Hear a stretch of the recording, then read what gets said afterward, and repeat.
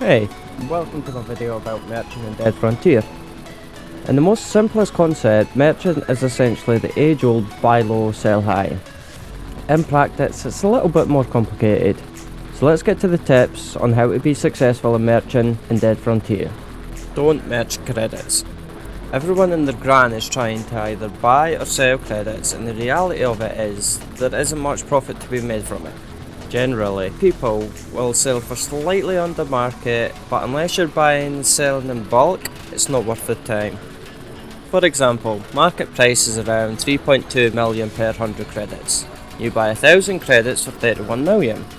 You could either spend the time listing them on the market and hoping they sell out at 3.2 million per 100 before somebody undercuts you to make 1 million profit. Or you could sell in bulk for around 31.5 million in the trading chat to make around 500k. The problem with that is there's 5 other people trying to sell at 31.5 million for 1,000 and 10 people trying to buy at 31 million per 1,000. If you try to sell on the market, there's a high chance somebody will undercut you by the time your 1,000 sells, cutting into the profit and time having to relist and to be the lowest price possible. If they don't sell because someone is selling lower, now your capital is holed up in these credits, you're waiting to sell, which may prevent you from getting other deals or investments if they arise while you're waiting for them to be profitable again. That being said, credits are usually quite a safe bet to make a profit on, especially during major events and releases. Don't lowball people too hard. If you're in the trading Discord looking to buy things to merge, don't lowball people too hard. If you do that constantly, a couple things will happen. 1. You'll gain a reputation and people won't want to sell to you. And 2. You won't get many purchases. For example, someone is selling an item and you lowball them too hard. The person is likely to either block you, or next time they have something to sell, they won't even bother to ask you if you're willing to buy it, preventing you from making what could have been a profitable deal. Don't only look for the mega profit deals.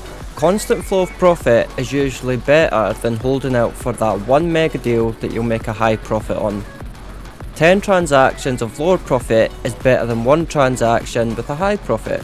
For example, in a single day, you can make 10 transactions, quick sellers, making a profit of say 300k each, which is an easy 3 million profit a day. If you hold out, spending time trying to get that high profit deal, you could be waiting 3-4 days to make that deal, then another 3 days to get the sale, for a total of about a week for a profit that could make you 10 million. Compare that to the constant flow of lower deals and you could have made twice as much in the same time frame. Not to mention, while you're waiting for that high profit item to sell, all your capital is holed up in that one item, which means you won't be able to make other transactions and make more profit. If you have a lot of starting capital, high ticket items are a great way to make profit. There's also higher risk and usually a longer time frame between sales. If you can afford to get these high ticket items while still having a decent amount of remaining capital for other transactions while waiting for them to sell, then great. If you only have just enough capital to get a high ticket item, I would avoid it, because the risk is too high. It will tie up all your capital, preventing making other transactions that can make you profit. Market selling is a great way to maximise your profits, but be warned, items can take much longer to sell.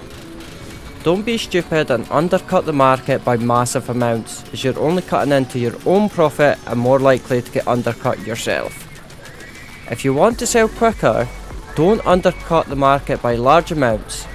Instead, undercut by like 100k, then continue to advertise on the trading Discord at a lower price.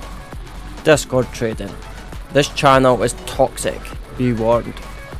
People will constantly offer you really shitty amounts for your items or ask market prices for their own items.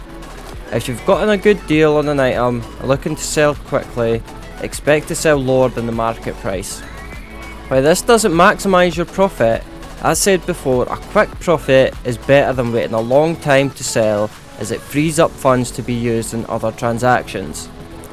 If you buy an item for 20 million and it usually sells for 25, sell it and trade in for about 23. You'll get an easy 3 million profit, you'll free up funds for other transactions, and someone else will take the risk and time trying to sell at market price.